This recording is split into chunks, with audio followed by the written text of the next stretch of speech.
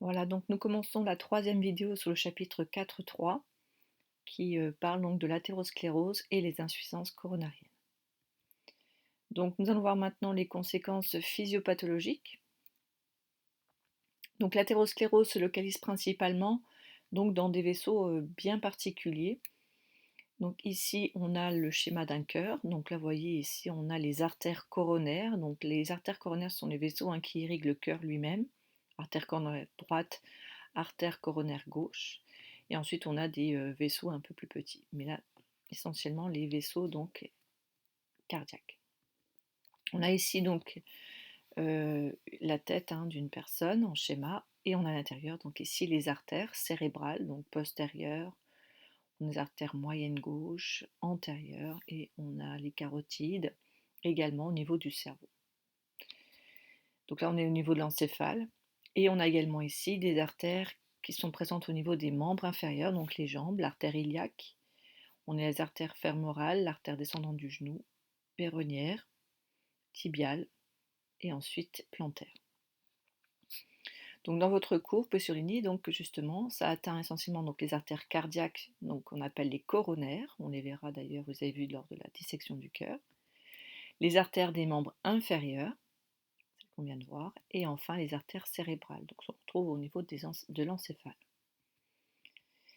Alors les conséquences physiopathologiques de l'athérosclérose dépendent de la gravité de l'obstruction, ça veut dire si le vaisseau est obstrué de façon légère ou s'il est complètement bouché, et aussi ça va dépendre où se situe justement l'obstruction.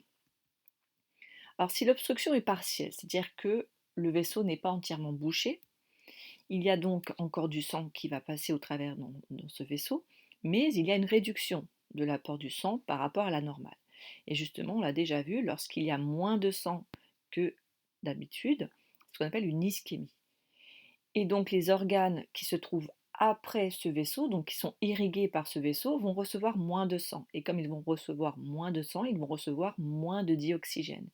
Et quand ils reçoivent moins d'oxygène, on appelle ça une hypoxie. Donc ce sont vraiment des mots très importants sur lesquels j'ai déjà insisté. Ischémie, moins de sang, hypoxie, moins de dioxygène au niveau des tissus.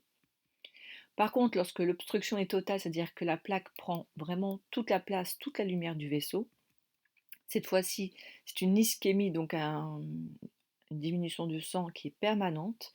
Et là, il n'y a plus du tout de sang qui passe. Et comme il n'y a plus du tout de sang qui passe, les organes qui sont normalement irrigués par ce vaisseau ne vont plus du tout recevoir de dioxygène. C'est ce qu'on appelle l'anoxie. Et justement, une absence prolongée de dioxygène au niveau des tissus va provoquer la mort de ces tissus. Et justement, vous devez savoir que la mort des tissus, c'est ce qu'on appelle la nécrose tissulaire. Et elle se situe en aval, c'est-à-dire après l'obstruction. C'est-à-dire que s'il y a un vaisseau qui est bouché, ce vaisseau devait apporter ce sang à l'organe qui est juste après. Si le vaisseau bouché, cet organe qui se situe après donc, ne reçoit pas assez ou pas du tout de sang. Alors dans votre cours, vous avez le document 2 qui vous montre les conséquences physiopathologiques de l'athérosclérose. Donc là, sur ce schéma, vous avez donc de nouveau les artères importantes, donc au niveau de l'encéphale, au niveau du cœur et au niveau des jambes. Ce tableau est fait en deux parties. Vous avez les obstructions partielles à gauche et les obstructions donc totales à droite. On va commencer par les obstructions partielles. Donc vous vous souvenez, c'est que le vaisseau est bouché en partie, mais il y a encore du sang qui passe à travers. Donc au niveau des artères cérébrales, on parle d'accident ischémique transitoire, AIT. Et vous voyez qu'il y a donc une obstruction avec un petit caillot, mais il n'y a pas de lésion cérébrale. Donc finalement, ça passe un peu inaperçu. Au niveau du cœur, lorsqu'il y a une obstruction partielle, on parle d'angor. Donc là, il y a moins de sang qui passe au niveau des artères coronaires. Là, on a une ischémie transitoire, surtout à l'effort. Donc là, la personne ressent des douleurs à l'effort lorsqu'elle va justement faire un exercice physique. Par contre, il n'y a pas de lésion cardiaque. Et on voit pour les artères fémorales, donc au niveau des membres inférieurs, ça provoque ce qu'on appelle une artérite, donc une inflammation des artères, des membres inférieurs. Donc il y a aussi moins de sang au niveau des artères. Il y a aussi une ischémie transitoire à l'effort, on le verra juste après. Donc les personnes ont une difficulté à marcher, donc elles peuvent à peine marcher, elles doivent s'arrêter très souvent.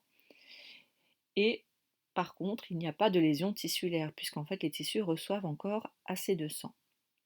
Par contre, pour ce qui est obstruction totale de l'artère, donc on prend le même schéma. On va commencer par les obstructions totales au niveau des artères ici cérébrales, qu'on appelle donc un accident vasculaire cérébral, AVC. Donc là, c'est une obstruction par un caillot, un AVC ischémique. Donc là, il y a des lésions cérébrales.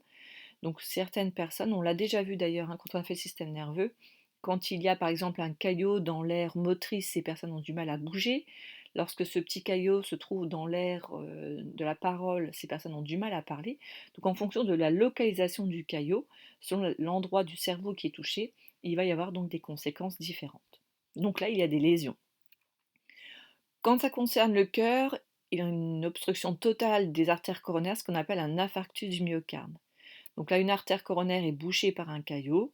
Donc là, c'est une ischémie permanente. Et là, il y a des lésions cardiaques, c'est-à-dire que le cœur, une partie du cœur ne reçoit pas suffisamment de sang, pardon. Et donc, il va y avoir mort du tissu cardiaque, donc de la partie du cœur qui normalement est irriguée par ce vaisseau. Et enfin, au niveau des membres inférieurs, on parle toujours d'artérie des membres inférieurs, sauf que là, il y a une obstruction totale d'une artère fémorale par un caillot. Donc là, c'est une ischémie permanente et non plus transitoire. Et là, il y a apparition de lésions. Et là, notamment, lorsque le sang n'arrive plus au niveau des extrémités, il y a donc grand gangrène, c'est-à-dire donc il y a, on verra tout à l'heure d'ailleurs, une altération au niveau des cellules des différents tissus, et ensuite ces tissus vont mourir. Et donc là, le seul moyen, c'est de procéder à une amputation, c'est-à-dire on va enlever le membre qui est touché par la gangrène et la nécrose. Alors justement ici on a l'image au niveau de l'encéphale, on voit bien qu'il y a un caillot au niveau donc d'un vaisseau cérébral. Donc lorsque les artères carotides et cérébrales sont touchées, il y a donc un AVC, donc il faut absolument apprendre ces trois lettres, accident vasculaire cérébral. On parle également d'attaque.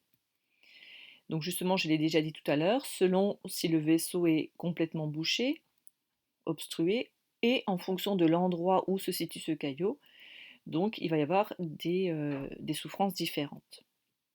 Donc si ça touche l'aire motrice, on a des troubles moteurs, comme l'hémiplégie, vous vous souvenez, hein, c'est une paralysie de la moitié du corps, soit droite, soit gauche. Des troubles du langage, donc la parole, hein, c'est phasie, donc dysphasie. Et on peut avoir des troubles de la mémoire. Quand ça touche les membres inférieurs, vous avez ici donc la jambe, on a une veine ici tout à fait normale avec les petites colonnes coupées en petits tronçons grâce aux valves qui permettent le retour veineux grâce aussi à la contraction des muscles squelettiques. Là, on a une accumulation de globules rouges qui commencent à former un petit caillot et là, vous voyez que le caillot prend de plus en plus de place et il y a même parfois un morceau du caillot qui va se détacher pour se déplacer dans un vaisseau un peu plus loin. Donc au niveau des jambes, cela provoque une artérite, donc ça vous devez apprendre hein, ce mot-là. C'est une artériopathie, c'est-à-dire une maladie qui touche les artères, obstructive parce que ça se fait justement dû à la formation d'un caillot qui bouche la lumière du vaisseau, et ça touche donc les membres inférieurs. Alors ces personnes vont avoir ce qu'on appelle une claudication intermittente, donc ils vont boiter de façon pas forcément continue, hein, de temps en temps si justement l'ischémie des muscles, donc de la jambe, est transitoire. En plus de cette claudication, ces personnes vont avoir des douleurs, même lorsqu'elles vont rester en position couchée. Et alors cette artérite peut conduire jusqu'à la gangrène et, on l'a dit tout à l'heure, nécrose tissulaire, entraînant donc la nécessité d'amputer donc le membre. Donc si l'ischémie est permanente. Alors gangrène, je vous ai remis la définition si vous voulez peut-être le rajouter dans votre cours. C'est la mortification des tissus, c'est-à-dire que là il va y avoir mort tissulaire, donc nécrose tissulaire, qui s'accompagne à des degrés divers de putréfaction, c'est-à-dire que les chairs vont se décomposer et vraiment dans des cas de gangrène très importants, la chair disparaît complètement pour laisser apparaître les os. Donc c'est vraiment, il y a des degrés différents selon justement comment dire, à quel moment a été diagnostiquée cette gangrène. Alors les complications possibles de cette athérosclérose, tout d'abord vous avez donc le schéma 3 hein, du document 3 qui montre donc la thrombose. Donc la thrombose ici, Vous avez donc les veines de la jambe. On retrouve ici cette veine avec des tronçons séparés par des valves. Et là, on voit bien que normalement, le sang va circuler du bas vers le haut par paliers, grâce aux valves qui vont s'ouvrir et se fermer. Par contre, dans le cas d'une thrombose, vous voyez qu'ici, au niveau des valves, il y a formation d'un caillot sanguin qu'on appelle le thrombus. Donc le thrombus, c'est le caillot, et lorsqu'il y a formation d'un thrombus dans une veine, c'est ce qu'on appelle la thrombose. Donc vous avez la définition dans votre cours, donc il faut souligner, vous devez la connaître. La thrombose, c'est la formation d'un caillot obstructif, puisqu'il va boucher la lumière du vaisseau, à l'origine d'une ischémie totale de l'organe concerné, qui se nécrose ou gangrène. Donc je rappelle, ischémie, hein, c'est un apport de sang insuffisant, et nécrose, c'est donc la mort cellulaire. Voilà la première complication de l'athérosclérose, donc au niveau ici des membres inférieurs. Autre complication, c'est l'embolie. Donc l'embolie, c'est la situation de tout à l'heure, c'est qu'on a un caillot ici formé au niveau des valves, sauf qu'une toute petite partie du caillot va se détacher du thrombus et va se déplacer dans un vaisseau qui est un peu plus loin, mais qui a un diamètre plus petit et qui va boucher ce vaisseau. Donc ici, la définition de l'embolie, il faut également la prendre. C'est un détachement d'un fragment de plaque ou de caillot qui va boucher une petite artère à distance. Et enfin, donc l'anévrisme. Donc là, j'ai remis un petit schéma qui montre ici l'artère tout à fait normale. L'artère avec l'anévrisme, on voit ici que l'artère va se déformer pour former des renflements. Et à un moment, le sang va pousser un peu plus fort vers la paroi de cette artère qui va être fragilisée. Et donc, ici, il va y avoir rupture de l'anévrisme, c'est-à-dire rupture de la paroi de l'artère et donc une hémorragie. Très importante puisqu'elle se situe au niveau d'une artère.